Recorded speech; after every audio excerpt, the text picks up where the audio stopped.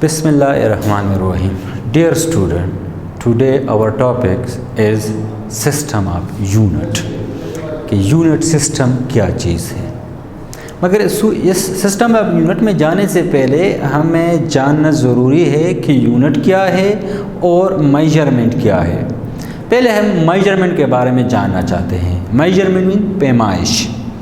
Measurement हम यूँ define कर सकते हैं, measurement of anything mean comparing a substance with certain standard, कि किसी भी चीज़ को एक ख़ास स्टैंडर्ड के साथ कंपेयर करना, उसको हम कहते हैं मेजरमेंट।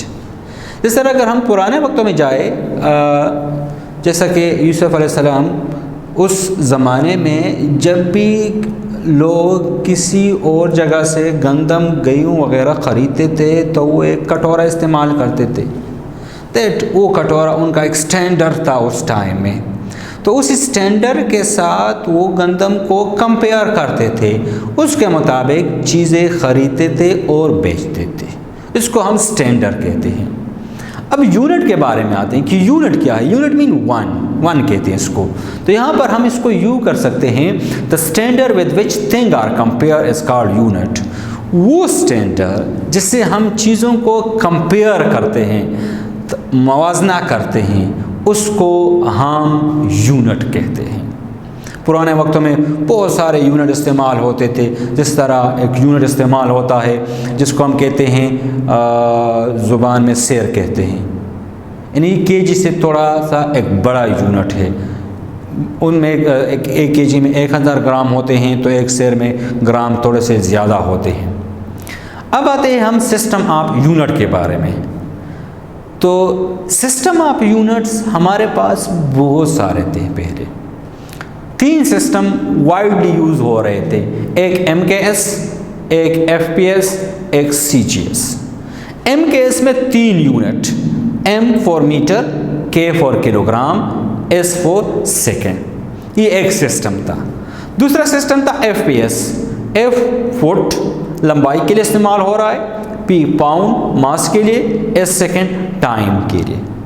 तीसरा system CGS, C for centimetre length के लिए, G फॉर ग्राम मास के लिए, S फॉर सेकेंड। अगर हम देखें इन तीनों सिस्टम में हमारे पास टाइम का यूनिट कॉमन है। सब में टाइम के लिए सेकेंड ही इस्तेमाल हुआ है। अगर हम मास के लिए देखें तो पहले सिस्टम में किलोग्राम, दूसरे सिस्टम में पाउंड, तीसरे सिस्टम में ग्राम इस्तेमाल हुआ है।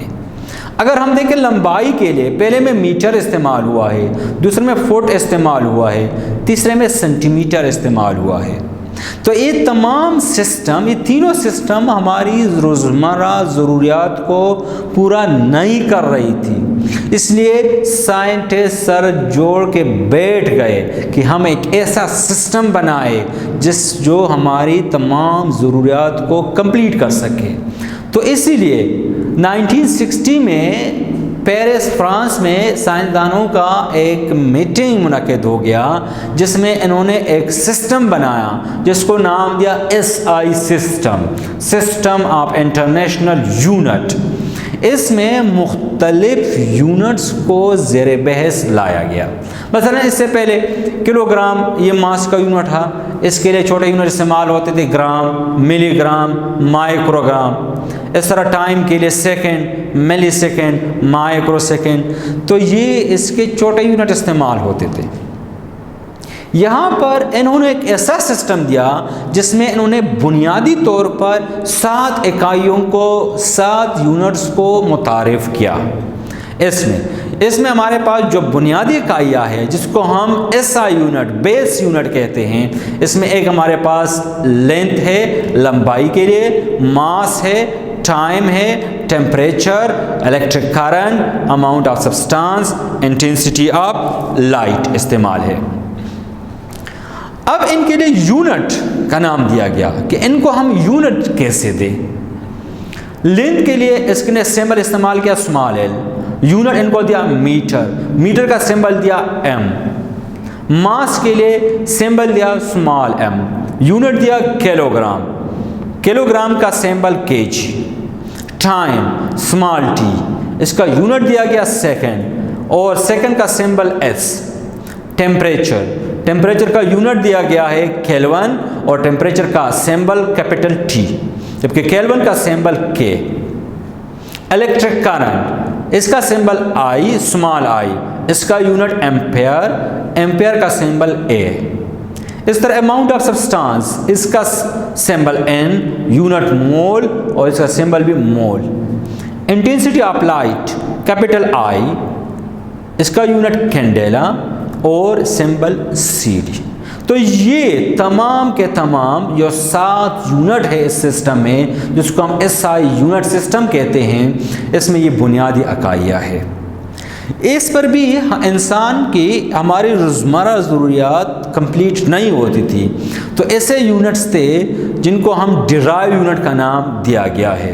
इसको हम डिराइव यूनिट कहते हैं।